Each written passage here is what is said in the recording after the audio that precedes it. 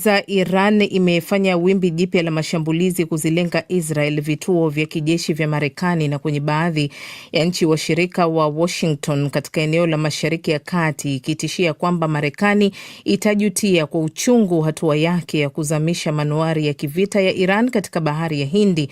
Na huko nchini Marekani, bunge linajiandaa kupiga kura kuruhusu azimio la mamlaka ya vita, hatua inayolenga kusitisha mashambulizi ya kijeshi ya Marekani dhidi ya Iran. Babu Abdallah na taarifa zaidi. Waziri wa mambo ya nje wa Iran Abbas Araghchi amelishtumu jeshi la wanamaji la Marekani kwa kile alichokiita kufanya ukatili baharini kwa kuizamisha meli ya kivita Iran Iris Dena katika Bahari ya Hindi, tukio lililosababisha vifo vya mabaharia 87 wa Iran. Araghchi amesisitiza kwamba hatua ya kuzamisha meli ya Iran ni kitendo cha uchokozi ambacho hakitapita bila majibu. Mwanadiplomasia huyo ameandika kwenye mtandao wake wa kijamii, na hapa namnukuu: "Kumbukeni maneno yangu, Marekani itakuja kujutia kwa uchungu kitendo hiki walichokifanya." Mwisho wa kumnukuu. Na katika hatua isiyo ya kawaida, mmoja wa viongozi wa kidini nchini Iran, Ayatollah Abdullahi Javadi Amoli, ametumia hotuba aliyoitoa kupitia televisheni ya taifa kutoa wito wa kulipiza kisasi dhidi ya Israel na rais wa Marekani Donald Trump. "Piganeni na Marekani dhalimu, damu ya Trump iko mabegani mwangu," alisema katika kauli za nadra kutoka kwa Ayatollah, cheo cha juu miongoni mwa viongozi wa kidini wa madhehebu ya Shia. Na huko Marekani kwenyewe, bunge linajiandaa kupiga kura hii leo kuhusu azimio la mamlaka ya vita ili kusitisha mashambulizi ya jeshi la nchi hiyo dhidi ya Iran, ishara ya wasiwasi ndani ya bunge kuhusu kuongezeka kwa kasi kwa mzozo huo unaoonekana kubadilisha vipaumbele vya Marekani. Kura hiyo inakuja katika wakati ambao mvutano wa kimataifa unaongezeka na mjadala kuhusu mamlaka ya rais kuanzisha vita bila idhini ya bunge. Hawa ni baadhi ya Wamarekani. Hili siyo jambo tunalopaswa kujiingiza. Marekani haina sababu yoyote ya kuwepo huko.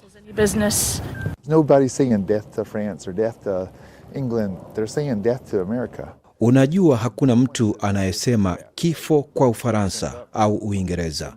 Wanasema kifo kwa Marekani.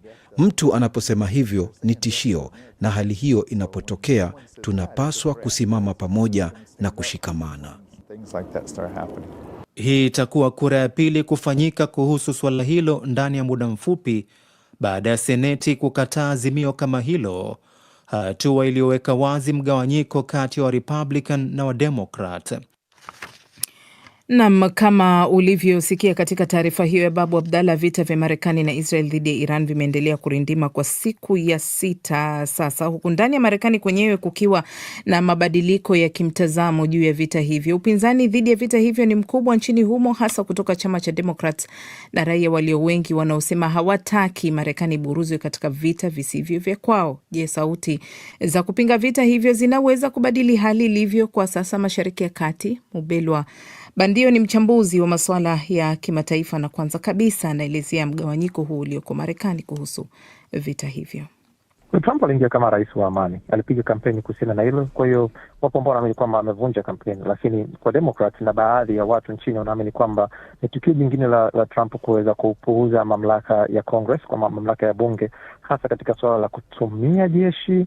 Na hii ni kwa sababu kabla ya kwenda kuidhinisha vita yoyote katika bunge, alitakiwa kwenda na maelezo kueleza kwamba mkakati uko vipi, anakoelekea to vipi, na watatoka vipi katika vita. Kwa hiyo hayo yote hayapo na mpaka hivi sasa hayajaelezwa, na ndio maana watu wengi wanalazimisha ama asipewe fedha ambazo anazihitaji ili aweze kuja na mpango kamili. Lakini mgawanyiko ni mkubwa sana. Kabla ya tangazo la vifo vya Marekani ambao sasa ni askari 6, kulikuwa kuna taarifa za 27% tu wakiunga mkono, na pengine mmoja kati ya 3 akiwa hana uhakika kama atakuunga mkono ama la. Tumeona Mubel wa maandamano ya kupinga vita hivyo huko Marekani. Katika miji tofauti kumefanyika maandamano, raia wamejitokeza, hawataki hivi vita kama nilivyosema hapo awali kwamba wanasema wanaburuzwa katika vita ambavyo sio vya kwao. Sauti nyingi pia za wanasiasa hasa upande wa Democrats wamejitokeza kuvipinga vita hivyo. Unadhani upinzani huu unaweza kubadilisha chochote katika vita hivi? Si kwa maandamano, si kwa kupiga kelele. Upinzani pekee ambao utabadilisha hivi sasa ni pale ambapo kura za maoni zitaanza kuonyesha kwamba kuna blue wave, kwamba Democrats wanakuja kushinda kwa ushindi mkubwa pale mwezi Novemba. Hapo lazima kutakuwa kuna mabadiliko, kwa sababu Donald Trump anatambua kabisa kwamba iwapo atashindwa katika chemba zote mbili, basi atakuwa impeached, atashtakiwa, na huo umekuwa uoga wake mkubwa ambao hata alipokuwa akizungumza na Republican majuzi aliweka. Lakini maandamano haya hayaendi popote. Hakuna chochote ambacho kinafanyika nje ya sanduku la kura ambazo zinaonekana kinaweza kumtisha Rais Donald Trump. Maamuzi yote ambayo ameweza kuyabadilisha ni pale ambapo alihisi kwamba watu wake wanampa msukumo, wanampa pressure, kwa sababu wanajua kitakachowakuta. Na tayari tushaona trend New York, Virginia, New Jersey ambako Democrat walianza kuchukua, na sasa hivi kura za maoni zinaonyesha yuko chini sana, na mara zote rais aliyeko madarakani chama chake hufanya vibaya wakati wa uchaguzi wa katikati ya muhula. Kwa hiyo maandamano haya kama yatahamia katika kura za maoni na kuelekea katika kupiga kura, basi upo uwezekano mkubwa kukawa kuna mwisho wa vita hivi, ama kwa utashi ama kwa lazima. Bunge huko Mubelwa linajiandaa kupiga kura leo kuhusu azimio la mamlaka ya vita ili kusitisha mashambulizi ya jeshi la nchi hiyo dhidi ya Iran. Kuna nafasi gani ya kura hii kufanikiwa ama kupita? Ndogo, kwa sababu tu Republican wengi sana wameonekana kumuunga mkono Rais Donald Trump, haijalishi anafanya kitu gani. Na tayari kwa upande wa baraza la Senate chemba ya juu wameshaunga mkono ama wamezuia azimio la Democrat la kutaka kuminya mamlaka ya kuendelea na vita hii. Vita vinaendelea, leo ni siku ya 6. Iran imeendelea na mashambulizi yake makali dhidi ya maeneo mbalimbali huko nchini Israel. Marekani inazidi kushikilia kwamba inaendelea kupambana na Tehran ili iudhoofishe kabisa uwezo wake wa kutengeneza silaha za nyuklia. Israel ishasema kwamba mapambano dhidi ya jamhuri hiyo ya Kiislamu bado inaendelea. Hakuna anayeonyesha dalili ya kurudi nyuma. Hatima ya vita hivi unaizungumziaje? Vita vyote, magombano yote humalizwa kwenye kiti na meza. Ndiko ambako tutaishia. Haijalishi itakuwa ni mmoja kwa kushindwa au itakuwa ni wengine tu kuamua kukimbia na baada ya maazimio mapya. Lakini mpaka hivi sasa nafikiri Marekani walikuwa wanasema underestimate, waliangalia kwa jicho lisilo sahihi nchi ya Iran, na kwa kipigo hiki umeanza kuona mpaka Rais Trump kusema kwamba sasa Iran wanataka sana mazungumzo, kwa maana kwamba anasema kwamba Iran wanataka kupata mjadala wa kumaliza vita. Iran anasema hapana, hii vita vitaisha kwa utashi wetu sisi. Kwa hiyo imeshaanza kuonekana kama vile na wao mambo yameanza kuwaelemea, na wasiwasi huo unafanya kuonyesha kwamba kumbe Iran, ambayo hata Marco Rubio, waziri wa mambo ya nje, alisema kwamba ni kati ya nchi ambazo zina mfumo mgumu zaidi wa kiutawala, si wa mtu, kwa sababu unavyozungumza hivi sasa maafisa wake wakuu wameuawa, kiongozi wake mkuu ameuawa, na bado endelea na mashambulizi kama vile wako kamili. Kwa hiyo hatujajua itakuwa kwa muda gani, hatujajua pengine Marekani anaweza akakimbia baada ya muda gani, athari zake hazijulikana. Lakini kama kutazidi kuwa na madhara kwa wanajeshi wa Marekani, pressure itakuwa kwa Rais Donald Trump kuondoa majeshi, kwa sababu si vita vyetu, ni vita vya Israel, na wanaoathirika ni watu wetu, kwa sababu hatuoni jeshi la Israel pale.